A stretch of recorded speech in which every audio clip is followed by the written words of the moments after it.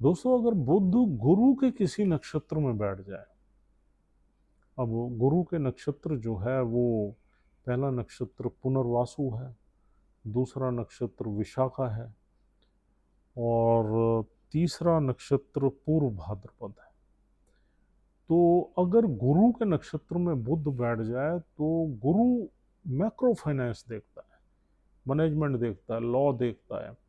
तो हमारी बुद्ध की क्षमता जो है वो कम हो जाती है और इस पे जो प्रभाव रहता है वो गुरुदेव का रहता है, जुपिटर का रहता है। तो अगर हम सपोज अकाउंट्स पढ़ रहे हैं, बुध गुरु के नक्षत्र में है, तो फिर हम फाइनेंस के पार्ट जो होता है अकाउंट्स एंड फाइनेंस में, फाइनेंस के पार्ट में तो अच्छे चलेंगे, अकाउंट्स के पार्ट्स में हम थोड़ा अटकेंगे। या एग्ज़ाम्स दे रहे हैं अकाउंटेंसी के, या एमबीए कर रहे हैं, बीबीए कर रहे हैं, या कोई चार्टर्ड अकाउंटेंसी कर रहे हैं, या हम सीएस कर रहे हैं, या फिर आईसीडब्ल्यूए कर रहे हैं, तो उसमें हमारा जो फाइनेंशियल पार्ट है हमारे कोर्स का, that will be better as compare to statistic part, accounts parts.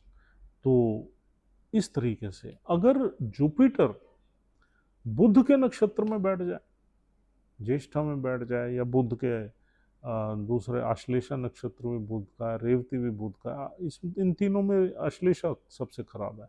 Revati या ज्येष्ठा में बुध गुरुदेव बैठ जाए, यानी जुपिटर बैठ जाए, तो फिर हम इन चीज़ों में ज़्यादा अच्छा करेंगे, स्टैटिस्टिक्स में, मैथ्स में, अकाउंट्स में, कैलकुलेशंस में और डेटा में हम बहुत अच्छे चलेंगे। और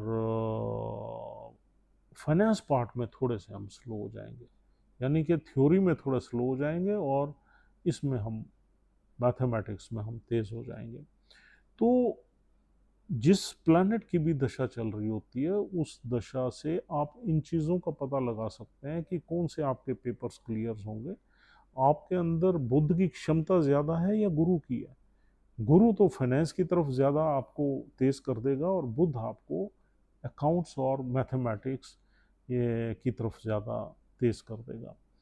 तो इस तरीके से ये प्लैनेट्स हमारे लाइफ में पार्ट प्ले करते हैं और हम आसानी से देख के समझ सकते हैं कि हमारा ब्रेन कहाँ ज़्यादा चलता है या हमारे बच्चों का कहाँ ज़्यादा चलेगा आने वाले टाइम में। Thank you.